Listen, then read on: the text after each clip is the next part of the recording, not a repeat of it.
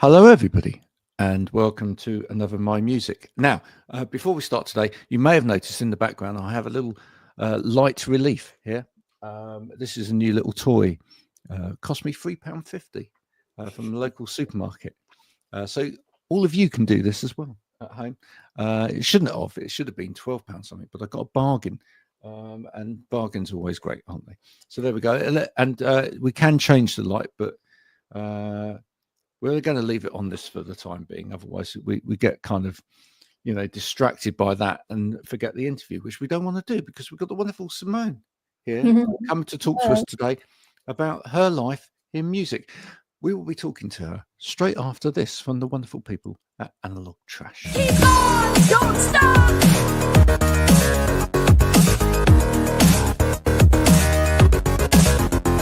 Keep on, don't stop.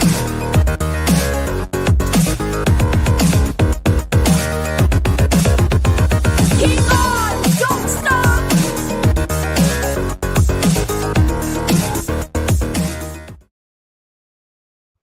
Simone, thank you for joining me. I should also mention that I've now also got these. So if you're out and about and you see me anywhere, please do stop me. And I'm always carrying some of these in my pocket, much to the disgust of my family, who think it's a bit mad. But I've got some of these, which you can scan if you now want to. Although you've already probably discovered the My Music podcast if you're here, but that's what that is. It's a little acrylic badge with a link straight through to the podcast. But there we go. And also breaking news is that there's now a website for this, which is the mymusicpodcast.com. I shall build it up over time.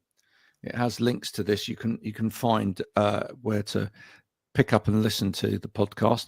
But in time, what I'm going to do is start telling some of the stories there as well. And I shall include little photos from all of the lovely little notes and things that people have sent me in the past. So that will be nice. Simone, thank you so much for joining me. And let's start by saying what a wonderful beret that is. You're the second guest in a very short period of time that has worn a beret. Is it the fashion at the moment? Am I missing out? Should I get myself one? Yeah, perhaps. I don't know if it's the fashion right now, but at least it is for me. Perhaps one more. Have you always been a hat person? Hats? Not really. But lately I've been wearing this a lot, so I think it's kind of nice, kind of cute. I also love the piece of art on the wall behind you. Thank you. That's my brother. He made it. Ah. Yeah. So is it quite an artistic family, full stop? Are you all quite, did you grow up in a sort of artistic house or? Not per se. I mean, my brother is very creative and he paints a lot, or used to at least. And my sister used to sing as well. And we sort of got it from my dad, who sang and wrote his own songs and played the guitar. So in that sense, there's at least three of us that's pretty creative. Was your dad your inspiration, your initial muse then when it came to music, or? Yeah, you could say. And he definitely he showed me or played music from artists like Bob Dylan and Dolly Parton and a different, also Danish acts. So I'm from Denmark. So, yeah. What kind of, now talk to me about Danish acts, because it's lovely when we get people from all over the globe come on here and we get some of the kind of heritage of sort of more traditional music or music from different countries coming through. Because look, let's face it, we all kind of know, especially if we're living in the UK or whatever, we probably know some of the heritage of UK music or whatever. But was there anything in particular from Denmark growing up that sort of really caught your ear? Yeah, Anne Linnet. I don't know if you heard of her, but my dad used to listen a lot to her songs, so he played them as well for me when I was a kid. No, and we used to sing them together while he was playing the guitar and I sang. He had a little like speaker system where you could put on a microphone and a guitar, and then we used to sing and play together. Wow. also some of her songs. Yeah. What was school like for music growing up over there? It was, I mean, over here it was, and I've talked about this numerous times. It was pretty torturous. That I got taught to play very badly recorder. But I mean, did you did you did you have to play instruments at school? Were you kind of coerced into playing music, or? I mean, we had it like a class where I think I played a little bit of drums and Oh, what do you that call sounds fun. phone xylophone? What is that called in English? What, like glockenspiel? Yeah, Glockenspiel? glockenspiel. Yeah, Yeah. exactly. Nice. And then I sang, but I yeah, I don't really remember doing a lot of different instruments actually. Yeah. Perhaps a bit of guitar maybe. Who was the first outside of your family then? Who was the first real person that kind of like took you on a journey into different forms of music? Was there a friend? Was there a Mm, I think actually I have. It must have been my sister at least, but that's also inside my family, you could say, because she was taught a few chords on the guitar by my father, and Mhm. then she kind of taught them to me. She's And older, presumably. Yeah. yeah, she's 1.5 years older than me, Okay. so yeah, a bit. Yeah. But also, I went to like this school after school, which was Ah. like a band gathering sort of like me with a bunch of other kids playing in a band together, all different sorts of cover songs. And then, yeah, we had a teacher there who was very cool. And So it's like School of Rock. yeah, in a way. Yeah, actually. You had a Jack I Black saw that at film like school. a lot of times, I could Mm, say. yeah. Yeah. Did you learn sort of like Deep Purple and things like that? That would have been so cool if you Yeah, had. I think no, not Deep Purple. What did we play? I think we played a Metallica song You actually. did, I right? think we had Okay. a It really master. was like School of Rock. Oh, Yeah, fantastic. yeah, it was kind of nice. Yeah. It was very it was very like different genres. It was like Master of Puppets, and then we have like a Christina Aguilera song as well. So it was Wow. pretty, yeah. Obviously, you can hear an awful lot with the music you're making at the moment. You can hear a lot of kind of folk type tradition in there, Mm. etc.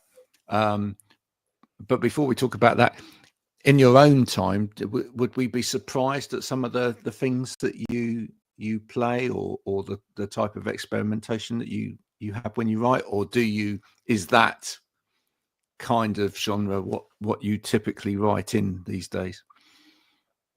Well, I've always enjoyed all different sorts of music and genres, and I think I have a very good ear in that sense of being able to write in all different genres. And I've released like 5 singles before I made my album, which is mostly R&B pop.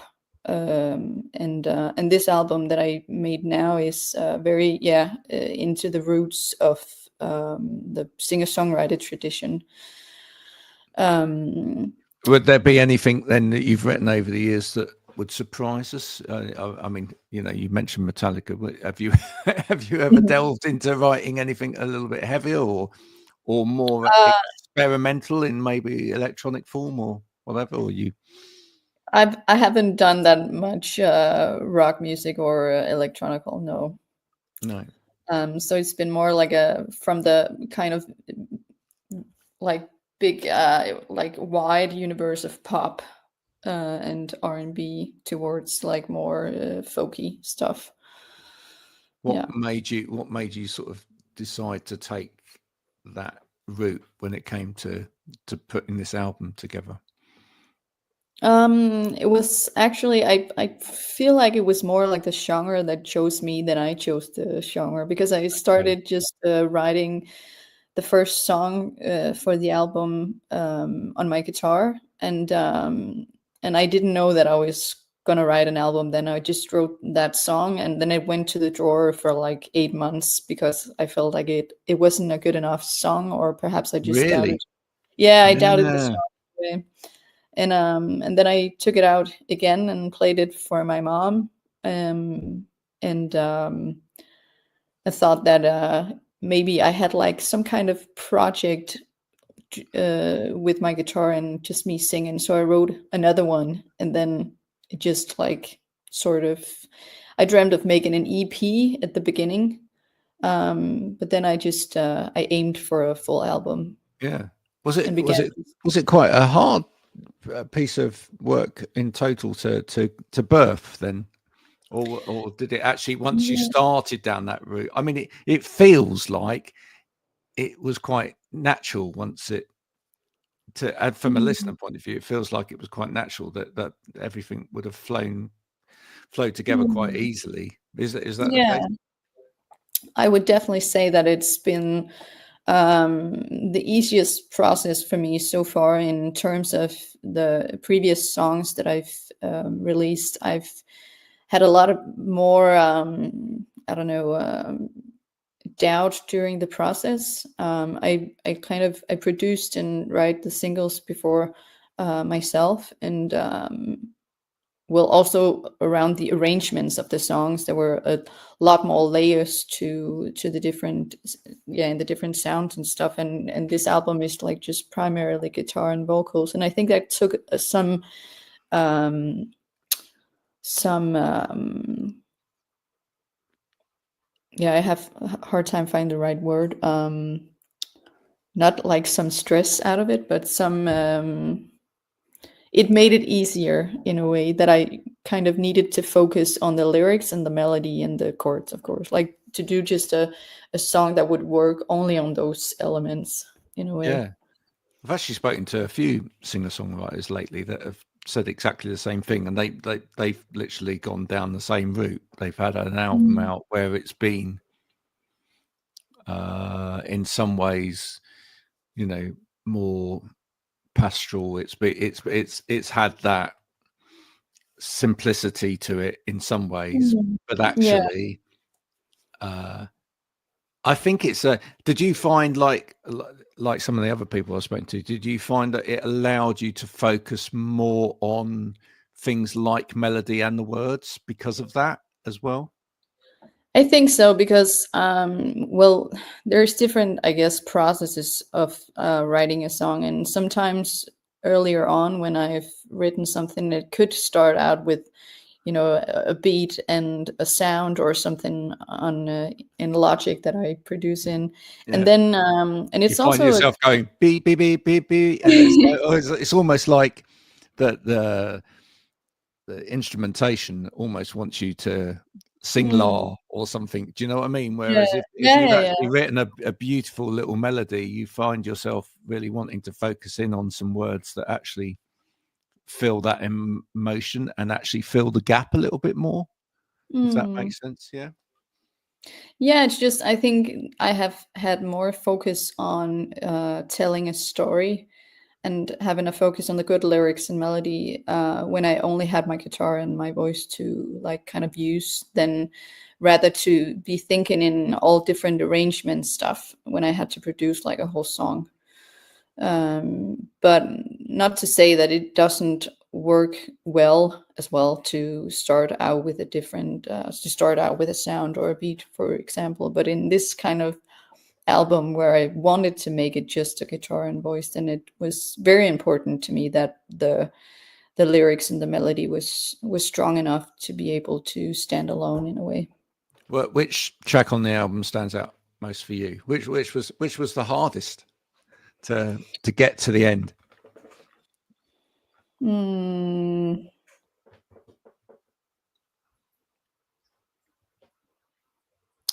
I actually don't know which one was the hardest to make in a way, but but I guess the first song that I wrote, which was the one laying in the drawer for 8 months or so, has been the song that in many ways is the reason why I think became an album at all. And it's this song for my dad, which is the last song on the record, but also the first one, written to the project. So that's a very important song for me, also because of the story in it, but also in a way because I think that's the reason why the album has been created in a way. Was part of it because it you weren't in the right emotional place to follow through with it initially, or was it just that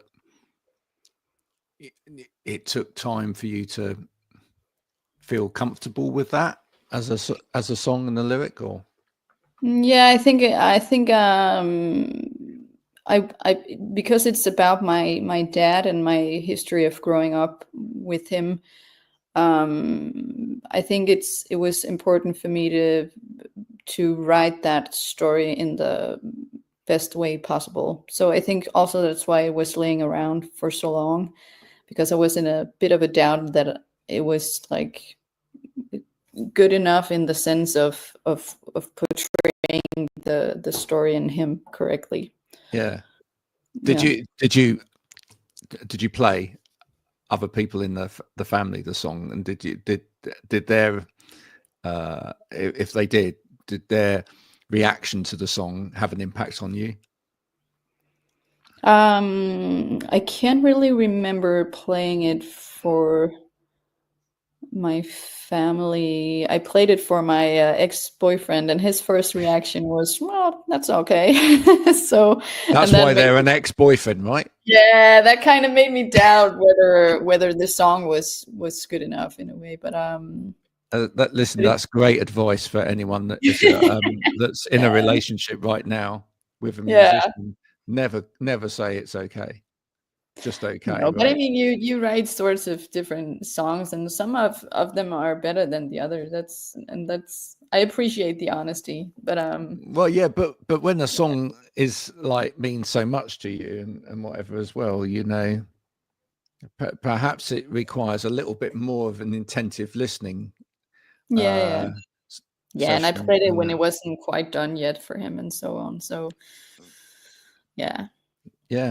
It took me a while to figure out that it was good enough, and that that it actually could like make the path towards writing more songs in this way. Listen, it's a beautiful album, and the packaging for the album and everything, the artwork and everything, that's all beautiful as well. It has a feel like it's not of now, but is of now as well. Was that something that you worked quite hard on as well to try and?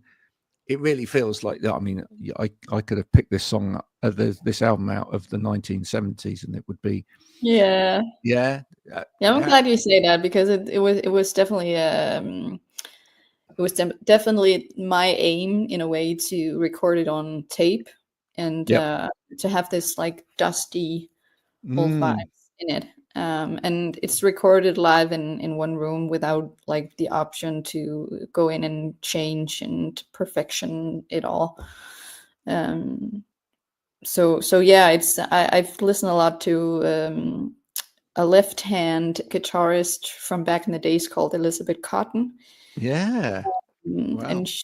And she was a big thing in like I think the 1950s, 60s. And so back then you didn't have like the possibility to record it very hi-fi. And I just wanted to have some sort of close feeling that you were like a part of the room that you were playing in. So that's why I chose to record it on tape, and like choosing the right microphones and stuff. And I had my good friend Christian to help me record it and mix it. Are you going to find it difficult after this album? Maybe you've already kind of moved on from there, and it's all okay. But are you going to find it hard to go sort of full back digital now? Then with where you go next? And I'm not going to make an album, the second album, which is going to sound totally hi-fi. I think that would be weird. Also because I think like the mix of the album has got its own sound to it. So I definitely want to keep recording it on tape. Yeah. Is there anyone else you're listening to at the moment that you feel's kind of capturing that kind of essence of a in the right way? Yeah, I think Sibylle Beyer. I don't know if you know her, but it's there is a record from I think it's from the 70s that she did as well on tape. That sounds very intimate. That has this feel to it. So, yeah. I think I think there seems to be a kind of definite move at the moment to almost kind of anti-technology. Yeah. In a bit of recording. Why do you think that may be? I mean, it's also lovely that actually people are gravitating back towards actually buying stuff on vinyl, etc. Have you got any views on why that might possibly be?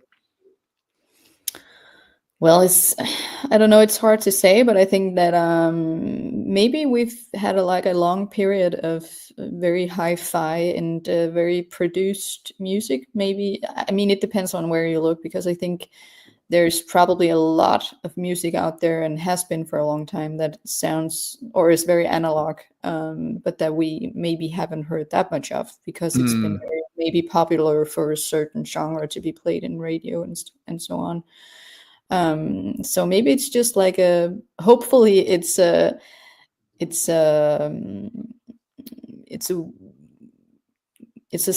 from the world that they need more analog music, or is like wanting to hear more. Yeah.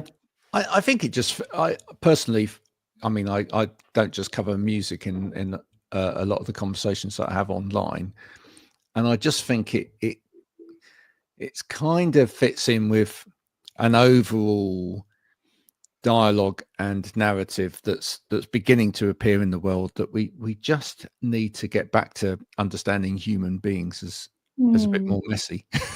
Yeah. which is no bad thing, you know. I mean, we kind of see it in sort of work culture and things like that as well, that, you know, we don't necessarily want everything to fit into a kind of perfect box. Yeah. And I think, dare I talk about it, but I think the whole pandemic period, where a lot of people took restock again of what's important in life, etc. Yeah. We've kind of emerged from the other side of that, just maybe understanding that actually it's okay if we're not heading towards perfection all of the time, and it's okay if we have, you know, this imperfection in everything, because actually that's what makes it really, really quite beautiful. And I guess at the same time, we're all kind of fighting a world in which is slowly but surely being taken over by AI and other things like that as well. So, you know, and whilst it's useful and it's a tool and everything else, maybe, you know, as technology excels and pushes forward on the one hand, we as humans have got to push back even more on the other hand. That's kind of, I I think feel you're there's right. I feel there's a tension, which is great. Everything in tension. Which is good. I think you're right about that. So now when it comes to playing this stuff, I mean, it's great when you write an album and you've got a set of material which is pretty much you and an instrument or whatever. That on the one hand makes it easy, but does that then make it or offer up an interesting challenge for you if you're then presenting this, if you're playing this in front of an audience? Are you now thinking about, do I just leave it like this, or can I now add elements into it which you don't get from the listening experience on the album, which just, and how do you balance that out? Well, I actually thought about, maybe I had a show before the album was out that I was booked to play, and thought about making it an opportunity to try and arrange the songs with the band to see how it would sound. But I quickly like dropped the idea again, because I kind of wanted it to also just be the sound of the record and just keep it simple in that way, because it's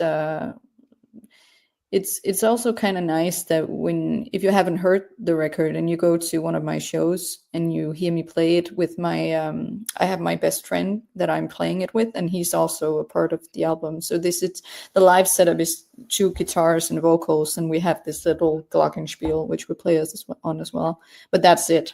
So we really focus on making the sound kind of similar in a way to the album without it being the same.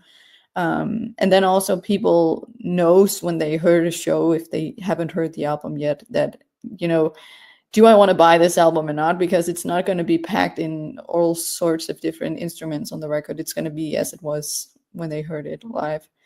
And we've had the opportunity to pack my car with not only instruments, but also like a full stage setup, which we've created live as a sort of a little restaurant that we play in. So I took a lot of my furniture from home and put it in my car. So it's kind of empty on my balcony and stuff because I used a lot of things to create this kind of vibe live. That's cool. So when you arrive at gigs, do the people at a venue know that this is happening, or are they suddenly like, what's going on here?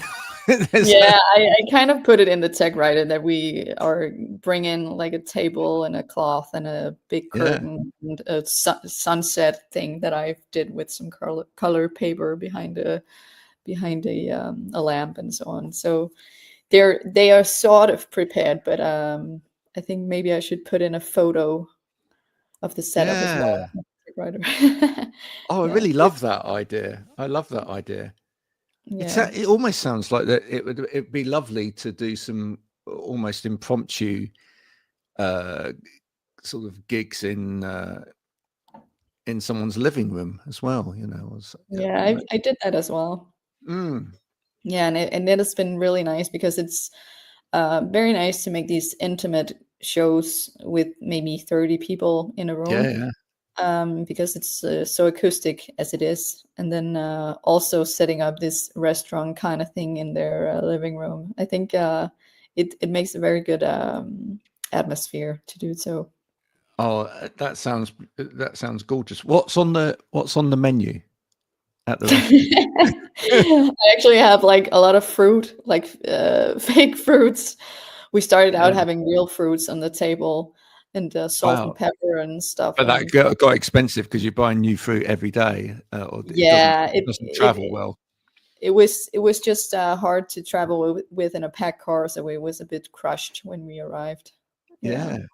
But it's also of grapes and so on. Yeah. So we got Christmas coming up. Any particular Christmas songs that are special to you? River by Joni Mitchell. I was wondering. Yeah. I like that very much, because it's not like Christmassy in the sense of it's not like all jolly. Yeah. It could be like a song from any other month of the year. I kind of like that. My guest last week, Daisy, she has done a cover of River that's available on her Spotify, and we looked up at the time who else had done covers of River, because it's been so covered, and we kind of tried to rate them, because there's some really great covers, and then there's some questionable covers of such a great song. But would that be something that you would include in your set around Christmas time? Would you do a cover of River? Would that creep in? Be nice. I think you could carry that. Yeah, well, I mean, if it if I can succeed with making a cover that I think does something new while still what's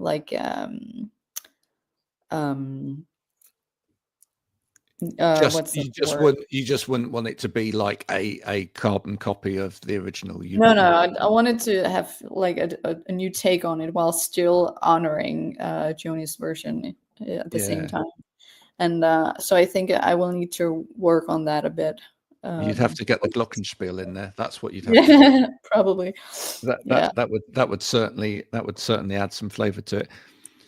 Thank you so much for joining me for what has gone by so quickly. And I do hope that people check out the album after this.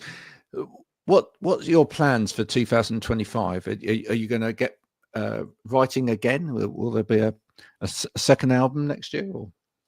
My aim is to make an album to come out the 1st of November 2025, because that's like 1 year after the first one. I'm not sure if I can make it in time though, because I'm just going to start writing the songs in January, so it's not awful lot of time to both write them and record them. But yeah, I'm going to write a lot of new music, and then I'm going to play a lot of shows with the songs from the first album next year. Fantastic. Are you going to make it over to the UK at all in all of that? I don't have a show yet, but I hope to stop by. Yeah. Otherwise, we can make a show in your living room. You're absolutely welcome to do that. Or we can I can probably find somewhere nearby that would be ample for that. We live fairly near the sea. Yeah, that's true. Yeah. So how far from the coast are you? Where you are? I'm not far. Yeah, there you go. You could come by. You could come by boat. If you start rowing now, you might. I can make it in time for Christmas. You make it in time for Christmas. Absolutely. Listen, Simone, it's been an absolute pleasure talking to you. Thank you so much for sharing something of the journey of this album and my music.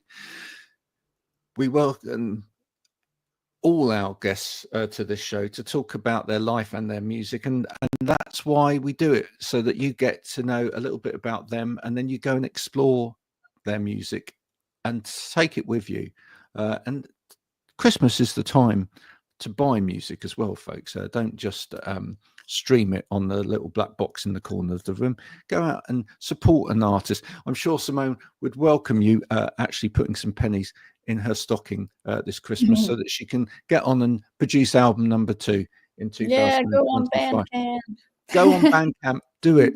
Buy the album. That would be a marvelous thing. Simone, thank you so much for coming on. If you've enjoyed this, please do share with your friends and family, and we'll be back before very long with another one of these My Musics. Until then, bye for now.